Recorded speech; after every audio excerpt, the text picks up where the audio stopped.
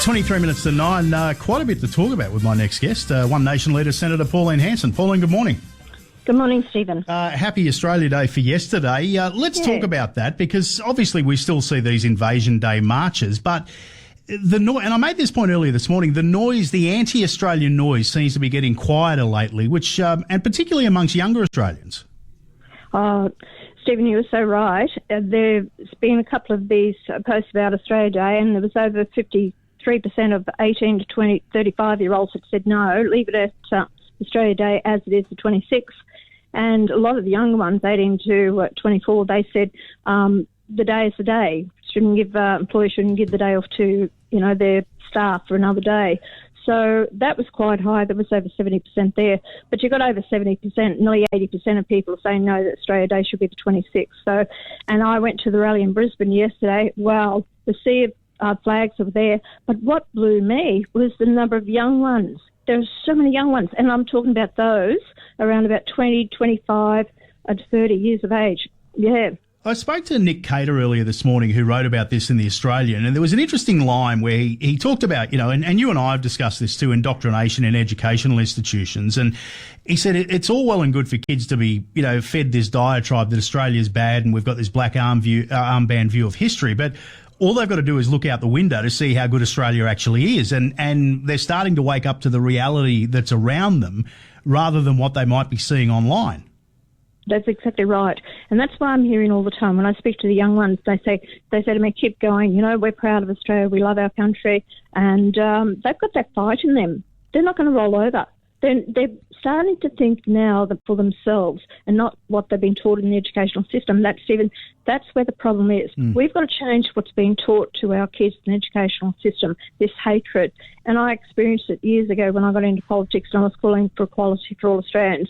And the attitude of these little kids, these Aboriginal kids on the streets, the way they were, talking to me, this is our land, and the hatred that was coming out of them, they're taught that by their parents. It has to change. We're not going anywhere, Stephen. We were born here, and people have come here from a different country to make Australia their home. And that's what I was having a talk with Anthony Mundine the other week, and he said, well, you don't understand. I said, Anthony, I was born here. Where am I supposed to go? This is my country. Yeah, well, that's right. And he agreed with me that, things have to change. And when I spoke to him about the corruption that's going, misappropriation, he said, yes, all this Caspers getting on, claiming to be Aboriginal, that's annoying them as well. And people are taking advantage of it and using this aggression, this hatred to keep fuel all the time and burning the Australian flag yesterday. It's wrong. I watched that, not all of the discussion you had with Anthony Mundine, but the important point that I took out of it is whilst you might disagree on a whole bunch of things, it's important to sit down and have those kind of discussions. Of course it was. I've never met the man personally myself.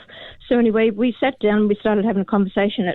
And, he's saying, you should have half a day of, Invasion Day, Emotion Day, and, all this. And he said, and I said, well, I disagree with you. I said, you can't change history. It's in the past. It's gone. It's like when I was in prison wrongly, it destroyed my life. Do I claim to be the victim? I said, I had to get over that and just move on with my life. The same as this. The people around today, you weren't around 250 years ago. You never experienced it. You're experiencing now what Australia has become. But you want to play the victim as if you've lost something. You've lost nothing. What about the convicts and their families? What about their generations here? What was done to their families or the children that brought out from England to Australia? We've all experienced lost or stolen generations. As the women in the 60s and 70s were basically talked into giving up their babies if they weren't married. So, we can go on and on and on, but it doesn't change anything. That's right. We need to move forward. Speaking of moving forward, you and I have talked about some positive polling that you've had in recent times. Now, I'm not overly familiar with this Demos polling mob, but they're suggesting that you could be in the ballpark of, 34 seats could be in play at the next election. Well, I haven't heard that, Stephen, so I don't know. That's a big surprise to me. Last I heard, it was about 12 to 18. Now it's creeping up. Look, Stephen, I'm not going to count my chickens before they hatch. The real day is on polling day when people actually go to vote, and that's what I'm looking at. I have to keep pushing forward to explain to people why One Nation would be the better option for them to have representation on the floor of Parliament, to calling for accountability, changes to the country. People say, well, what have they got? They haven't got the infrastructure and they haven't got anything. Well, where did the Labor Party first start? Where did the Liberal Party first start before, when they became government? What about when we became a federation and Edmund Barton became Prime Minister? He'd never done it before. All the other people that pulled together. Well, that's right. There's a first time for everything, yeah. Correct. And the coalition's doing the best they can to shoot themselves in the foot. Most people are expecting there's going to be a leadership spill in the Liberal Party. Do you think that changes anything? I don't think they've got anyone strong enough to take on that position to be leader, to pull the moderates and the other side Conservatives together. I think they're one hell of a mess, and that's why they're screaming out for Josh Frydenberg to actually come back. But do I have faith in Josh Frydenberg? Not really. I got on well with Josh. Do I think he's the person for it? No, I don't. But anyway, it's up to them to sort out the mess. I'm just happy that I haven't got any leadership challenges in my party. They talk about the Barnaby bump. How big an issue, how big a factor do you think Barnaby's been in the recent polling for One Nation? Oh, look, he has encouraged people to come across One Nation now from the National Party side. By all means, I'll give him credit where credit's due, by all means, Stephen. But we were on this roller coaster ride even before Barnaby came on board, that we started increasing in the polls. Of course, he has increased our popularity and support, and people are starting to really listen to us. You don't have a former Prime Minister that comes across to a minor party, or the Minister that held all the portfolios that he did, without, people saying he's given us credit.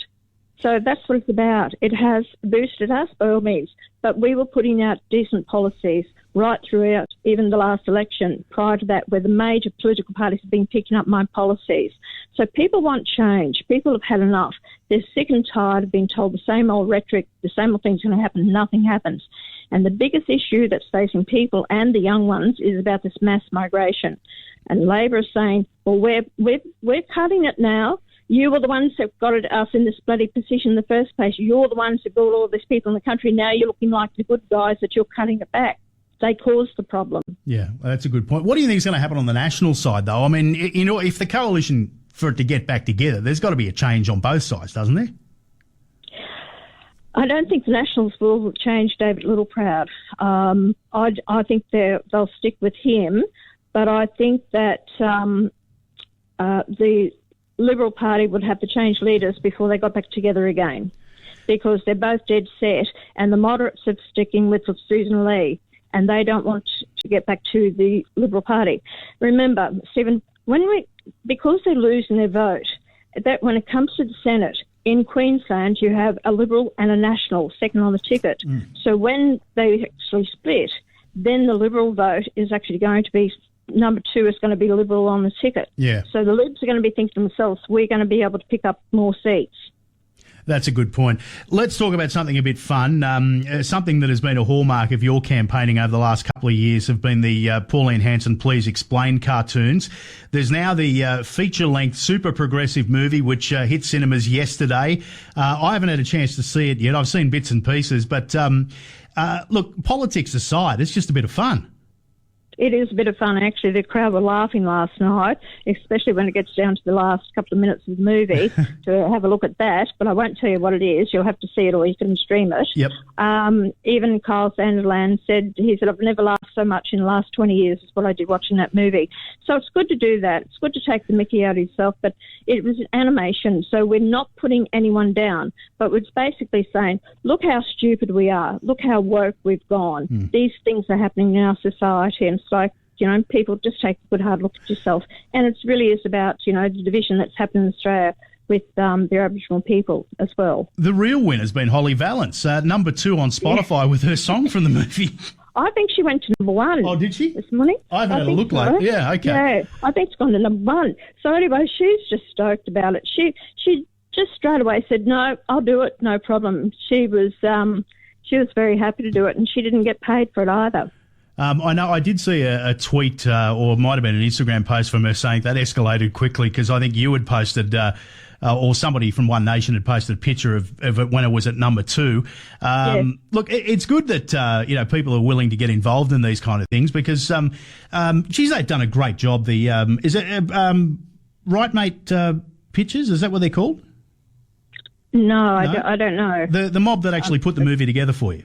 Oh, Stepmate. Stepmate. Yeah. Mark Nicholson and Sebastian. Yeah, they've done a great job. Look, these couple of guys were basically working out of their garage when we came along, started the cartoons. Now 25 people worked on that movie.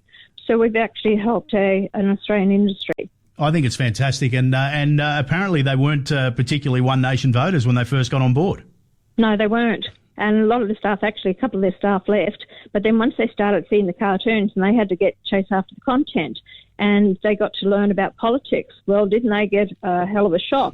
It's about taxation, how the Greens want to tax everyone and, so they changed their attitude. They've come very much on board, very much One Nation supporters now. Well, I might try and stream it later today if I can. Pauline, great to talk to you. We'll catch up again next week.